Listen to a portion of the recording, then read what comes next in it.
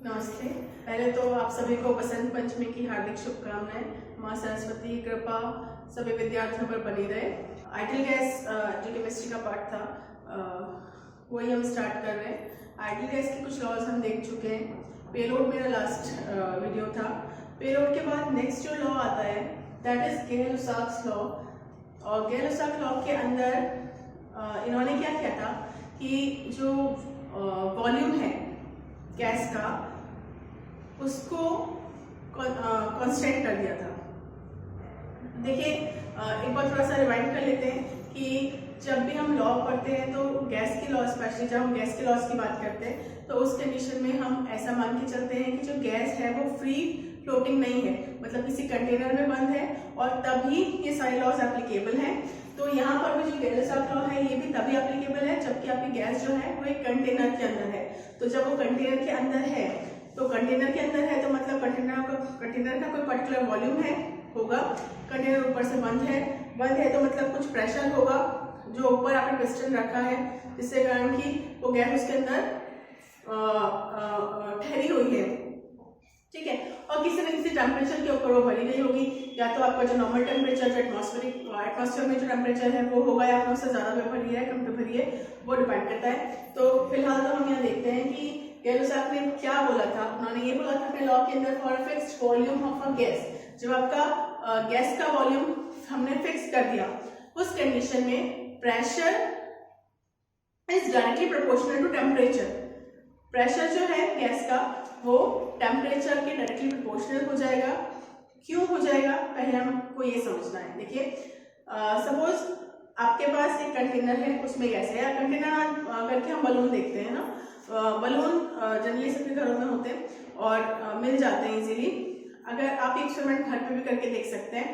आपने उसके अंदर हवा भर दी, भरने के बाद में आप अगर उसका टेम्परेचर धीरे धीरे रेस करेंगे तो एक वक्त आएगा कि वो रप्चर हो जाएगा, बलून फट जाएगा। तो उसका रीजन क्या होता है कि आपने जब बलून के अंदर हवा भरी तो बलून का जो वॉल्यूम था वो फिक्स था, क्योंकि बलून के पास अपनी बाउंड्रीज थी रबर की।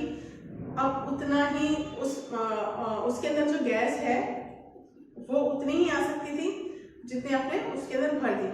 अब आपने उसका टेम्परेचर रेस किया, जैसे हमने उसका टेम्परेचर रेस किया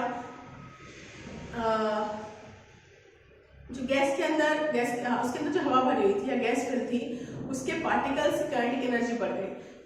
पार्टिकल्स की काइनेटिक एनर्जी बढ़ी तो उनका कोलिजन बढ़ा। कोलिजन मतलब टकराना, क्योंकि पार्टिकल्स की आंखें तो है नहीं तो वो टकराएंगे। जब उनकी टक्कर बढ़ी तो उनकी एनर्जी और बढ़ गई, और जब एनर्जी और बढ़ गई तो उस कंडीशन में क्या हुआ कि जो प्रेशर है जो दीवार पे मतलब जो बलून की वॉल्स पे लग रहा था वो भी बढ़ गया।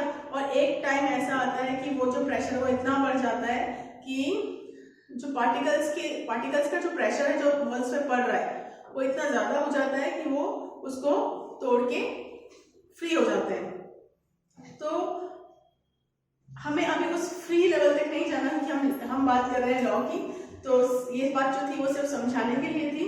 तो यहाँ पर उन्होंने बोला था कि for fixed amount of gas at constant volume pressure of a gas is directly proportional to the temperature of gas in kelvin. जैसे जैसे हम आपने एक वॉल्यूम एक कंटेनर है, इसका वॉल्यूम फिक्स है और उसमें आपने गैस को फिल किया उसके बाद अगर आप टेम्परेचर बढ़ाते हैं, टेम्परेचर हमको यहाँ केल्विन में ही लेना है, अगर आप टेम्परेचर बढ़ाते हैं तो उसका प्रेशर भी बढ़ता जाएगा। और प्रेशर क्यों बढ़ता जाएगा? क्योंकि काइनेटिक एनर्जी जो है वो बढ़ती जाएगी एटम्स की, गैस के एटम्स की। तो यहाँ पर ये इसका एक्सप्रेशन हो गया, P is directly proportional to T and P upon T equals to constant।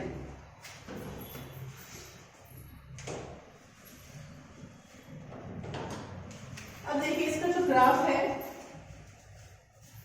वो कुछ इस तरीके से आता है।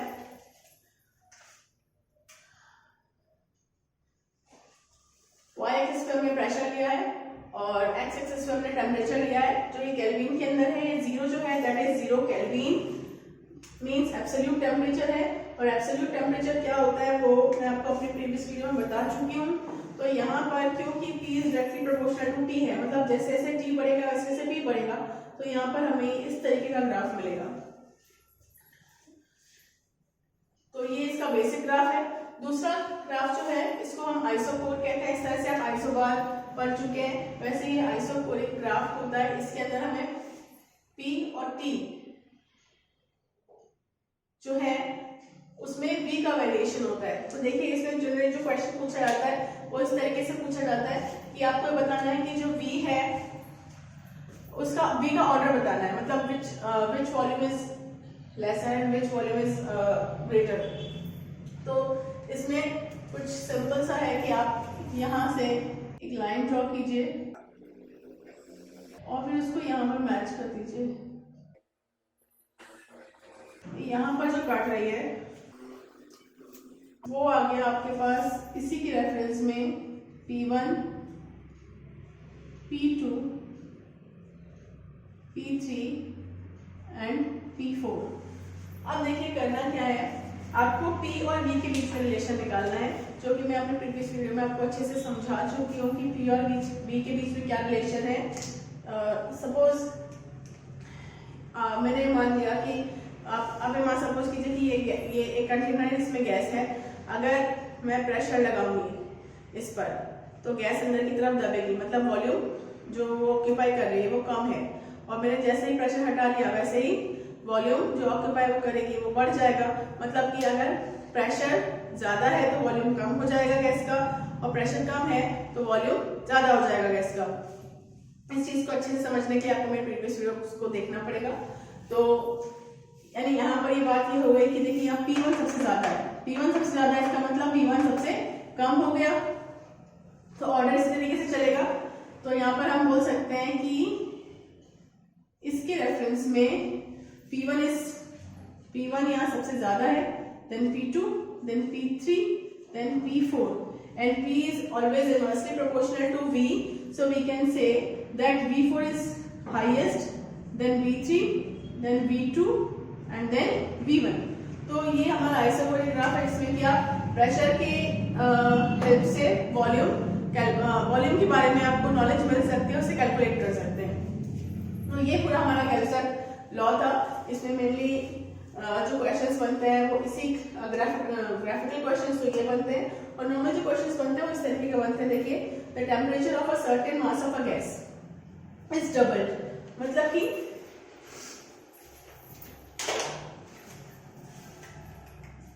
टेम्परेचर डबल किया हुआ है। टेम्परेचर क्या है वो गिवन नहीं है। तो अगर हमने पहला टेम्परेचर T मान लिया, मतलब हम यहाँ पर अगर ऐसा लिख दें कि initial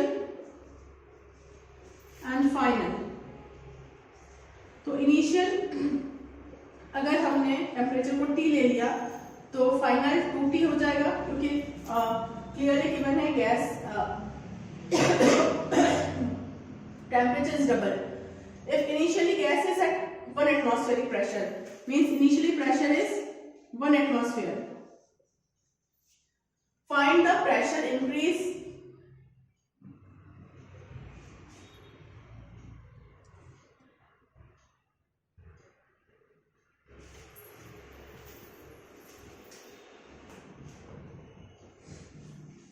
find the pressure increase, मतलब कि देखिए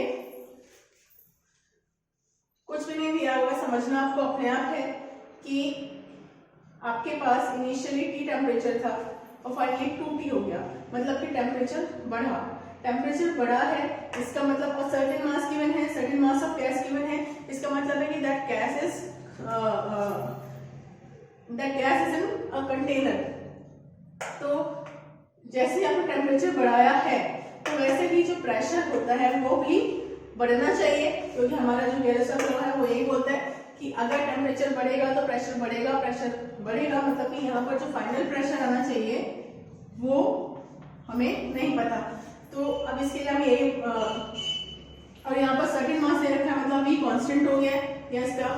तो आपको सिंपल सा लगाना है कि when P is directly proportional to T और P by T equals to constant, ये होता है।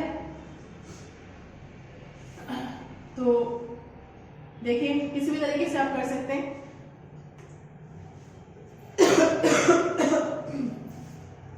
P1 T1 equals to P2 T2, that is P1 की वैल्यू 1 है और T1 की वैल्यू हमने T लगा दी है, P2 हमें निकालना है और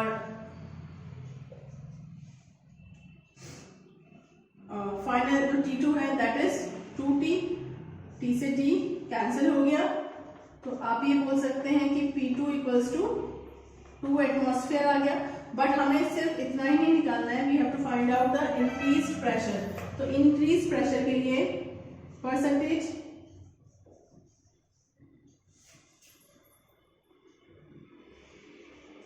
increment equals to P2 minus P1 divided by P1 into 100, that is the mathematics only. P2 is 2, P1 is 1 and P1 is also 1 into 100, तो मतलब ये 100% हमारे पास इंक्रीमेंट हुआ है प्रेशर का। तो ये कुछ इस तरीके का क्वेश्चंस हैं जो कि बनते हैं, बेसिक क्वेश्चन है। बाकी वैरायटी ऑफ क्वेश्चंस आपको अलग अलग बुक्स के अंदर मिल जाएंगे। तो ये पूरा गैरसा लॉ था। सो आप इसे क्वेश्चंस कीजिए, सॉल्व कीजिए। अगर कोई इशू आता है आपको तो आप मुझे कमेंट बॉक्स में लिख सकते हैं। वीडियो अगर आपको समझ में आता है तो इसे शेयर कीजिए, लाइक कीजिए। थैंक यू, नमस्ते।